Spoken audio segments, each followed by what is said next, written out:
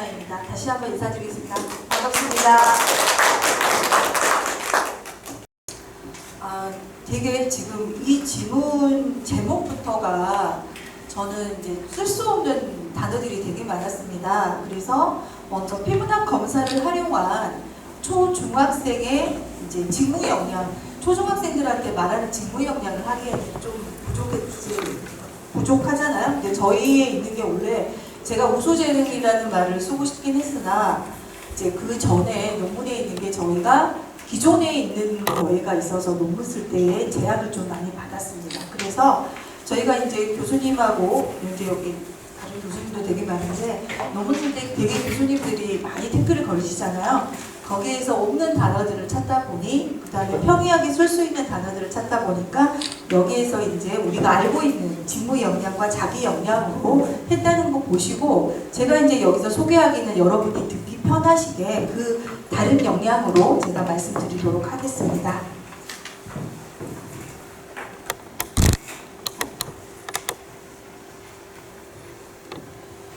이제 제가 발표하는 것은 먼저 연구의 필요성과 연구 방법과 연구 결과에 대한 결론에 대해서 말씀드릴 건데 논문에 있는 내용들을 가지고 왔었습니다. 이제 지금 이게 제가 연구를 할 때가 2000년도요, 2020년 1년 정도에 있는데 코로나 되기 전이어서 그 시기 부분이어서 제가 좀 안타까운 게 학생 수였어요. 그래서 많이 못했다는 거, 그 다음에 이제 그거 감안해 주셔서 좀 몇 년 정도 더 지났으니까 더 업그레이드 되는데 저도 좀 더 연구하고 싶은 중에 하나예요. 저 자료를 많이 분석을 했는데 나중에 한번 기회가 되면 한번 더 해보도록 하겠습니다.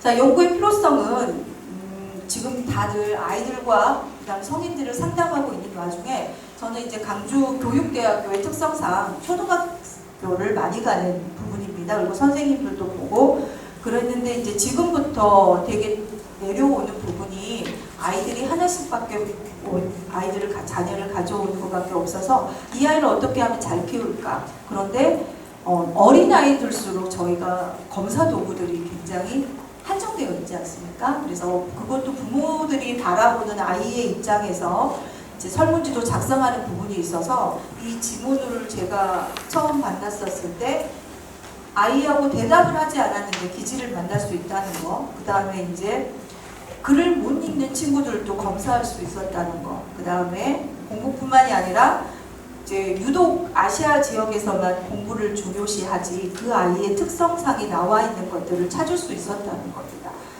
제가 이제 어린 아이들은 어떤 거를 확정 짓기가 굉장히 힘듭니다. 그런데 제가 이제 코로나 이후에 직업군별로 가졌을 때 제가 가장 궁금했던 게 예체능 계열입니다. 그래서 예체능 계열에 있었을 때 어떤 질문들이 있었는지에 대해서 그것도 이제 초유에 제가 특성화 고등학교, 근데 지방과 서울에 있는 특성화 고등학교 알려진 게 조금 더 다르더라고요. 그래서 다음에는 제가 그거에 대한 좀 논문을 좀 준비하고 있습니다.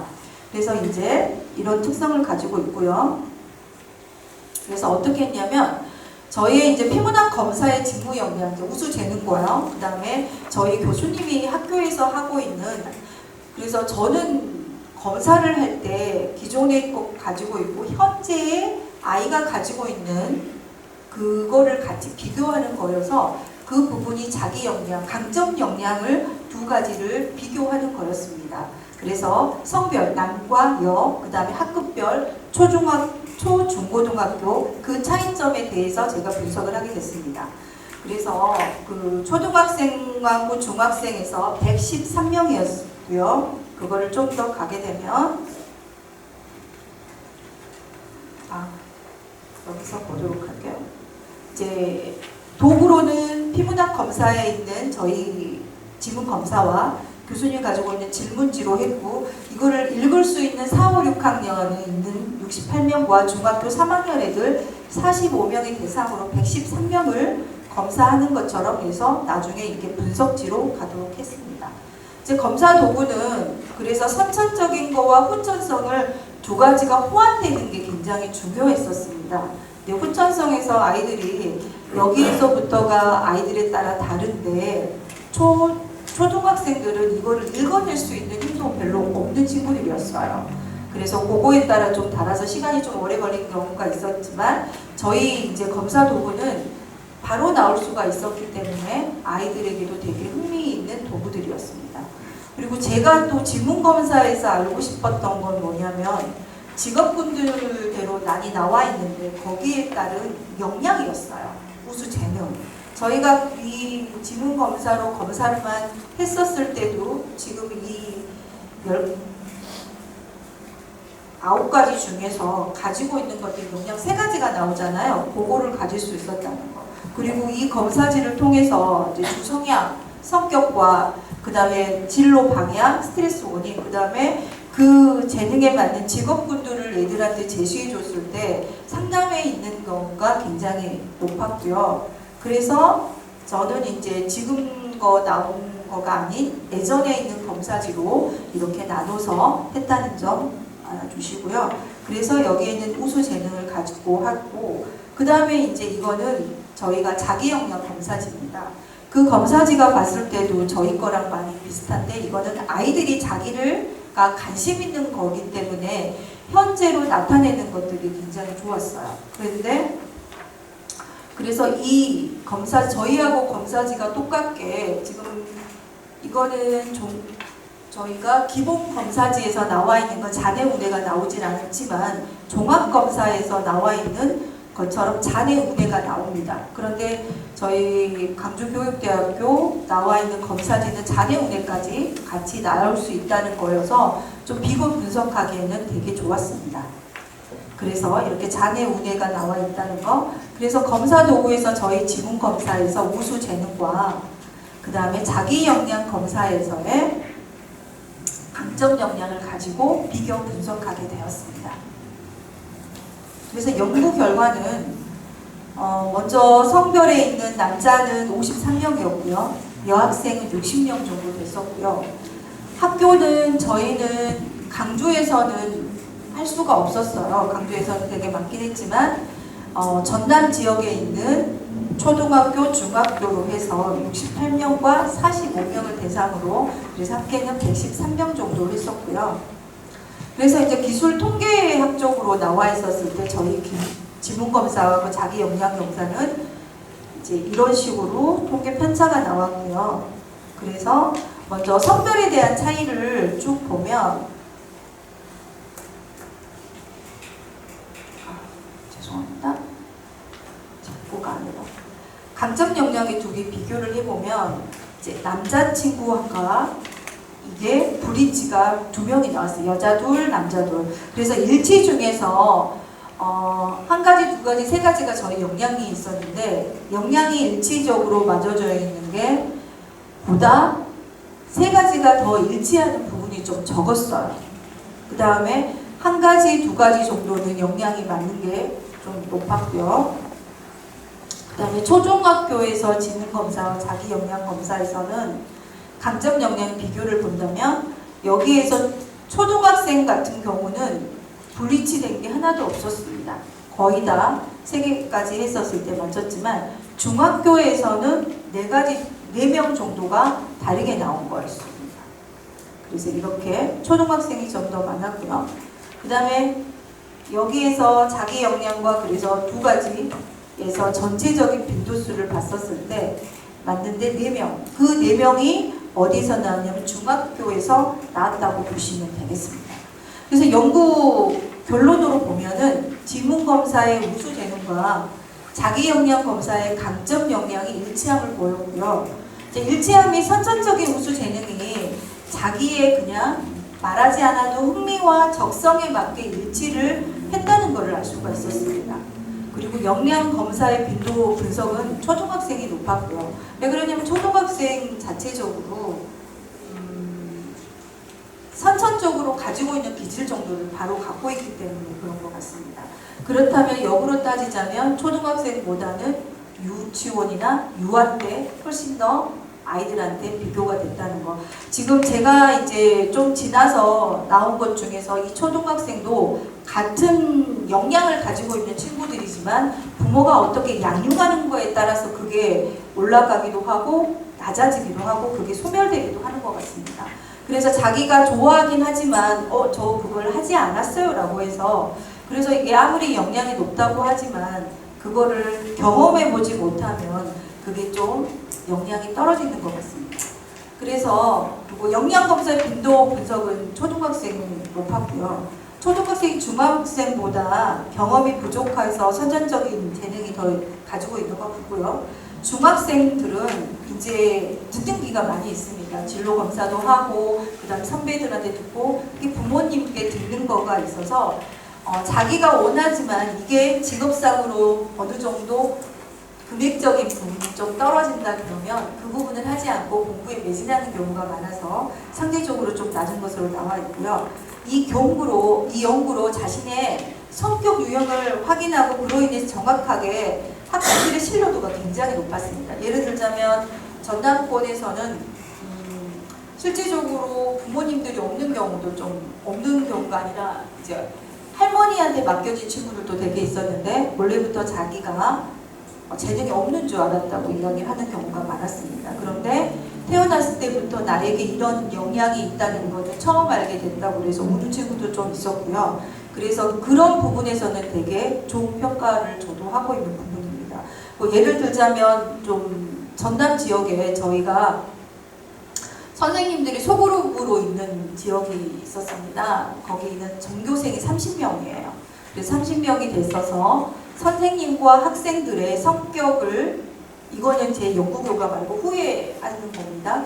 성격에 맞게 반배치를 해드렸습니다. 예를 들자면 저희 선생님 같은 경우에서 완벽 성향을 가진 선생님인데 아이가 자유로운 영혼이면 굉장히 힘들잖아요. 그래서 자유로운 영혼을 가지는 친구를 볼 수 있는 또 그런 유형들이 있습니다. 그래서 그 선생님과 매칭해주고 완벽성을 가지고 있는 선생님과 성향이 비슷한 친구들끼리 반을 형성해줬더니 정말 너무 좋은 효과를 얻고 있었습니다. 그래서 이 지문검사는 한 번밖에 하지 않았지만 매년 그거를 토대로 어떻게 매칭을 하는 거에 대해서 선생님들도 스트레스를 좀 덜 받게 되셨고, 그리고 학생들이 공부하는데 되게 그 학교가 시골 학교는 그 후 방과후하고 돌봄까지 같이 오기 때문에 그런 부분을 굉장히 많이 효능을 많이 봤다고 이야기하셨습니다. 그리고 또 한 예로 들자면 가족이 4명인 경우가 있어서 저는 상담을 할 때 제가 이제 아이들 진로를 보지만 부모님도 같이 봅니다. 왜 그러냐면 이건 유전적인 게 있기 때문에 되게 우리도 많이 말을 하잖아요. 너는 어쩜 그리 아빠랑 많이 닮았니? 엄마랑 많이 닮았니? 라고 말씀하잖아요. 그런데 4명이 했는데 3명에 있는 부모님과 남매가 있었습니다. 그런데 이 4명의 친구 중에 이 딸과 3명은 똑같아요. 유형이. 유형이라는 게 같은 성향인 거예요. 그래서 늘 자기들끼리도 이야기, 왜 너만 다르니? 우리가 만약에 예를 들자면 피자를 먹고 싶어. 3명은 피자인데 그 친구만 치킨인 거예요. 왜 너만 치킨이야? 항상 그 소리를 듣고 살았대요. 어디를 가더라도 자기랑 달랐는데 너 되게 힘들었구나. 부모님과 이제 동생과의 성향이 많이 다른데 그 한마디 해줬더니 다른 거를 부모님도 이해하시고 그렇게 이제 그 아이의 성향을 인정해줬던 그런 상담 기록도 있고요. 그래서 제가 양육에 있는 거랑 아이의 성향 기질을 어렸을 때부터 조금 더 빨리 알게 됐다면 그 아이가 학교 생활이며 그 다음에 대인관계에 있었을 때 굉장히 많이 도움이 된 것 같습니다. 그리고 지문검사가 요즘에는 더 내려왔어요. 저희가 초등학교 보면은 얘들은 지금 진로 검사를 하기 때문에 4, 5, 6학년 하고 중학생들이 원래 이제 이 학교 수업에 들어가 있기 때문에 그렇게 되지만 지금은 초등학교하고 유치원과 초등학교 1학년에 이응 교육이 있습니다. 이응 교육이라면 같이 연결해서 할 수 있는 교육이 있어서 여기 아래 유아기 때부터 내려옵니다. 그래서 유치원 선생님들도 굉장히 아이들을 다루는데 힘들어 하시거든요. 그래서 이 성향에 대해서 알려주는데 활동성이 많은 친구와 저희가 뭐 이게 딱 정해진 게 아니라 이 아이들은 활동성이 많은 친구와 정적인 친구들과 있었을 때 어떻게 수업을 좀 짜면 좋을지 그렇게 대한 조언도 많이 해주고요. 그 다음에 부모님께 아무리 이제 유치원 선생님이라든지 선생님들이 말하지 못하는 걸 이 검사를 통해서 그 다음에 부모님과 매칭을 해서 상담을 했었을 때 부모님들이 굉장히 많은 수용을 해줬다는 거 그거를 알고 있으셔서 지금은 이제 검사하는 게 유치원 쪽으로 좀 더 많이 내려왔다고 보시면 되겠습니다. 그리고 이제 여기도 제가 보는 게 지문검사는 글을 읽지 못하는 유아 시기와 또 문해력이 부족한 친구들도 할 수 있다는 거, 그 다음에 직접장애인 상담이 용이합니다. 그 학교에서 요즘에는 저기 장애인 친구들을 봐주는 특별반이 있어요. 그래서 특수반이 있어서 그 친구들도 같이 해줘서 우리가 그 친구들이 집중할 수 있는 게 있어요. 예를 들자면 저희 지문검사 초창기 기본검사를 하게 되면 역량이 나오잖아요. 그러면 이 친구들의 특성상 저희가 보지만 창의형 친구들도 있고요. 그 다음에 열정형 친구들이 되게 많아요. 그 다음에 의외로 창의성을 가진 친구들이 좀 있어요. 그러면 그 친구는 하나이가 꽂혀져 있다고 하더라고요. 그러면 선생님에게 그런 걸 좀 조언해 줄 수도 있다는 거. 그래서 이제 특수 그 선생님도 같이 하면서 그 성향에 맞게 어떻게 해야 되는지 그런 조언도 했었고요. 저는 이제 이 두 검사를 통해서 지문 검사만 하는 게 아니라 여러분들이 두 가지 검사, 현재 아이의 상태를 나타낼 수 있는 검사를 가지고 두 개를 비교해 본다면 훨씬 더 좋은 효과가 있을 거라고 생각이 듭니다.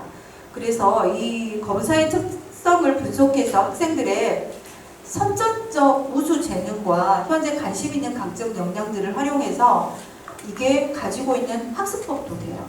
그래서 지금은 학교에서나 모든 게 어디로 내려와졌냐면 저는 이제 진로 진 학까지에서 지금 의대의 바람이 많이 불었지 않습니까? 그래서 그게 역으로 초등학교에서 붐이 일어났습니다. 그러면 의대를 들어가려고 하면 뭘 해야 될까요? 학습입니다. 그래서 학습 공부법인데 이제는 우리 아이의 한 명한테 맞춰지겠다라고 생각을 합니다. 그래서 이 아이에 맞는 맞춤법에 관한 저희에도 보면은 그런 성향들이 있지 않습니까?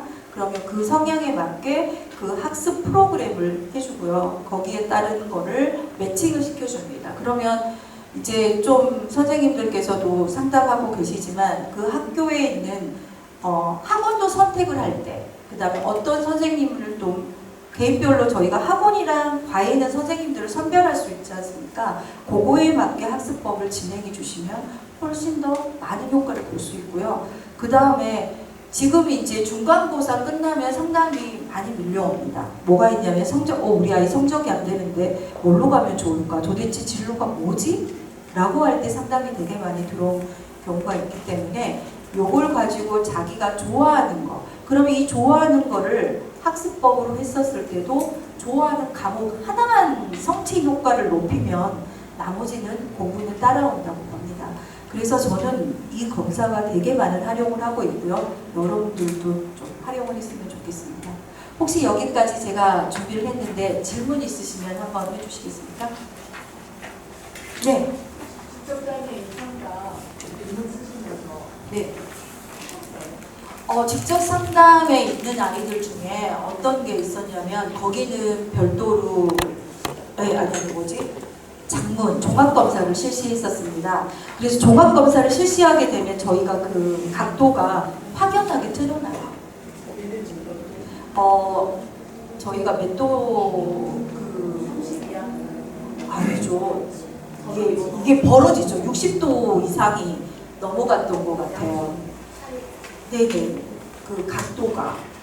그래서 학습 능력이 떨어져요. 그게 느려지는 부분이 나와 있어서. 그런데 그 부분이 나와 있는 게 있는데 아이가 좋아하는 게 하나 있더라고요. 그거에 의해서 있는 부분을. 그래서 그 아이는 그렇게 했었고요. 그 다음에 또 어떤 친구가 있었냐면 요즘에 학교에서 장애인 친구들이 걱정이 아니에요. 어떤 아이들이 특징이 있냐면 분노장애 있는 친구들. 분노장애 있는 친구들이 선생님들이 굉장히 많이 힘들어 하십니다. 그러면 그 친구들을 가지고 있는 게 저도 제가 작년에 한번 했던 것 같습니다. 작년에 그 분노장애 있는 애, 그러니까 관심 받고 있는 친구예요. 거의 제가 이제 말씀해 드렸는데 올 3번 애들이 많아요. 이게 제가 많이 학생 중에 아닌데 그 중에 제가 5명 아이를 했었는데 3명의 아이가 올 3번이었어요. 그러면 그 친구는 되게 관심 받고 내가 관심이 좀 떨어진다라고 생각을 하게 되면 어떤 걸 올리냐면, 예를 들자면 나 옥상이야. 내 손목에다가 어떻게 그 줄을 긋고 싶어. 그거를 이제 단톡방에다 사진 찍어서 올립니다. 그래서 이제 그 소리를 듣고 이제 어딘 줄 아니까 막 선생님 찾아오고 그런 관심을 되게 즐기는 친구였고, 이제 그건 하나의 이면이어서 이제 다른 상담을 받고 있는 친구들 중에 한 명이었습니다. 그리고 이제 어떤 게 있냐면 ADHD. 그 친구들을 상담을 했었을 때 정말 이 부분을 조심해야 되는 부분이, 저는 ADHD하고 창의형 친구들, 소위 말하는 저희 창의형에서 공부 잘하는 친구 있죠. 네, 그 친구 중에 정말 종이 한 장 차이예요. 이게 저희가 그래서 저는 창의형 친구들을 가지고 있는 이제 ADHD랑 이렇게 나오면 그 아이에게 물어봐요. 그러면 이 아이는 질문이 많은 거지 과한 게 아니거든요. 행동을 과해서 선생님이 한다고 하는데 말을 해보면 질문이 많은 거예요. 그러면 이제 아까 같이, 그래서 그런 친구들이 많은 애들이 있어서 아까 30명에 있는 선생님들 중에 이제 이 선생님은 그거를 이제 원칙적인 선생님은 그거를 받아들이지 못하죠. 그런데 저희 중에 이제 창의형과 감성형을 가지고 있는 선생님은 모든 아이들을 다 받아들입니다. 그래서 그 반으로 갔더니 그 선생님은 그게 문제가 되지 않은 거예요. 원칙적인 선생님만 문제가 됐던 거죠. 근데 그 선생님은 10손가락이 다 원칙이었어요. 그러니까 얼마나 힘드셨겠어요. 이제 그런 부분이 있어서 서로 이제 30명이니까 교직원들도 많지 않았기 때문에 그런 부분들을 같이 이야기할 수 있는 좋은 기회가 됐었고요. 뭐 선생님들도 다 검사해서 이렇게 저희가 그 교직원 연수처럼 해드렸어요. 그래서 되게 많은 자기들도 알게 됐고 선생님들도 알게 돼서 되게 좋은 경험이 됐던 것 같습니다. 또 질문 있으실까요? 네. 쓰시다 선생님 고생이 많이 하신 것 같아요. 네. 아, 저희 예. 소자국으로 통계를 했습니다. 고생하셨고요. 네. 보통 하나 여쭤보려고요. 네네. 빈도 분석을 하셨잖아요. 자기 네. 역량하고 지문 분석을. 네. 그래서 첫 번째 질문이, 물론 그 수학적인 논리에 의해서 샘플 사이즈가 30개가 넘으면 된다는 중심국한 정리에 해당돼서 네네. 샘플 사이즈는 뭐 통계학적으로 프랑스의 결례가 되지 않았다고 보여지거든요. 네네. 어쨌든 30개 넘었어요. 네. 그래서 그럼에도 불구하고 빈도 분석을 하는 데 있어서 샘플 사이즈가 너무 작은 거 아니었나 생각해요. 이게 저도 지금 그것 때문에 통계할 때 저희가 그랬었는데, 이게 어떤 거냐면 이 선천적인 거에 있는 빈도 분석하고 그 다음에 저희 쪽에 있는 자기 역량 검사지는 이미 대학교에서 그 샘플에 나와 있는 통계치가 있었어요. 수치가. 그런데 제가 지금 여기 있는 프로그램을 제가 나타냈을 때, 수치상으로 나타냈을 때가 저희도 그게 좀 관건이었거든요. 그런데 이제 여기 오세정 선생님이 프로그램에 있는 그 수치상이 있어요. 그거를 전문가한테 물어봐서 저희가 그거를 잡은 거여서 저도 이제 그 부분이 좀 그러긴 한데 그래도 그 수치상이 가장 낫다고 이야기를 하시더라고요. 제가 여쭤보는 건 네. 이걸 직접 응답을 했을 거 아니에요? 누가? 이거 직접 체크를 했을까? 저기 초등학생 68명, 뭐 중학교 45명이 직접 체크 검사를 한 걸 거예요. 네네네네. 그 사이즈가 조금 작지 않나요? 그러니까 지금 제가 코로나19 애들이 많이 없어가지고 제가 그것 때문에. 그리고 뭐 또 하나는 뭐냐면 그 샘플 사이즈가 어차피 뭐 충족은 돼서 통계학적으로. 근데 이거 아니고 그 후에 제가 1000명을 해봤어요. 근데 상담을 저희가 왜 그러냐면 저희 광주 교대에서 멘토링 수업이라고 해서 초중학교에 있는 저희가 그 후에도 이거를 발표를 하려고 하려고 교수님과 자료를 되게 모은 상황이었거든요. 그래서 샘플을 계속 모으고 저희가 1대1 상담을 할 때 일을 했는데 그 수치상이 같이 항상 검사를 했었을 때 거의 맞았어요. 뭐 어쨌든 넘었으니까 네네. 상관없다고 보여지는데 결정적인 거는 초등학교 학생의 샘플 사이즈하고 중학교 학생의 샘플 사이즈가 다르잖아요. 네, 그러긴 하죠. 근데 지금 티 검정을 하신 것 같은데, 그렇죠? 예. 아노바나 티 검정할 경우에 집단간 표본 사이즈가 차이가 있을 경우는 문제가 있다라고 하는 게 보편적인 방법론에서 이야기하고 네. 있고, 만약에 그거를 무시하고 그냥 샘플 사이즈가 있다고 치더라도 갈 수도 있다. 그런데 그건 연구자가 다 책임을 져야 된다라고 콜린도랑 학회가 얘기를 하긴 했지만 표본 사이즈가 작음에도 불구하고 샘플 사이즈가 초등학교하고 중학생하고의 사이즈 차이가 거의 23명이나 차이가 나거든요. 네. 상대적으로 모집한 사이즈에 비해서 집단 간 차이, 샘플 사이즈가 상당히 크다고 보여지는데 그게 큼에도 불구하고 이렇게 결론을 내릴 수 있는 근거? 예전에 기존에 연구한 연구 결과 같은 것들이 있었냐 좀 여쭤보고 싶어요. 그래서 그 후에 지금 하려고 했는데 제가 그걸 못 쓴 거예요. 그런데 이게 의의가 됐던 게 뭐냐면 아이들의 그 역량을 봐줄 수 있다는 게 저는 굉장히 크게 봤었어요. 예를 들자면 나는 잘한 것도 하나도 없는데 요즘 애들은 공부 빼고는 나머지 거에 대한 게 있었는데 다른 걸 줄 수 있었다는 거에다 의의를 준 거거든요. 그러니까 맞습니다. 저도 이거 논문 했었을 때 코로나 덕분이라고 생각을 합니다. 그래서 근데 저도 그 수치상에 관련되기 위해서 그래서 초등학교만 하려고 했었는데 그게 그때 아이들에 있는 거를 자료를 다 수집 못하는 게 그게 좀 아쉽고요.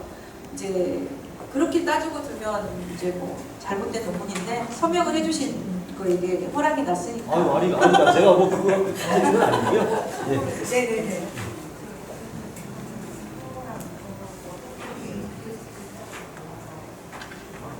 그게 어떤 영향이냐면요. 저희가 지금 원래는 글자가 다른 게 아니라 그 수치상으로 볼 수 있는 영향들이 비슷합니다. 예를 들자면 저희가 청각 음악인데 여기 자기 영양자 나타나는 건 음악 영향이고요. 그 다음에 신체 조작하고 여기에 신체 조작과 신체 율동을 신체 운동으로 봤고요. 그 다음에 논리 소리를 논리 수학으로 봤고, 그러니까 여기서 이름만 다르지 나타내는 영향들은 이게 비슷합니다. 그래서 그걸로 같이 봤다는 걸로 보시면 되겠어요. 그래서 여기에서 보면 도상관찰, 자연관찰이랑 자기성찰, 자기이해, 대인관계, 인간 친화 이제 이렇게 같이 보셨다고 보면 됩니다. 네. 제가 그러면 이따가 쉬는 시간에 제가 있도록 하겠습니다. 또 다음 발표도 있으시니까요. 네, 그럼 여기서 마치겠습니다. 들어주셔서 감사합니다.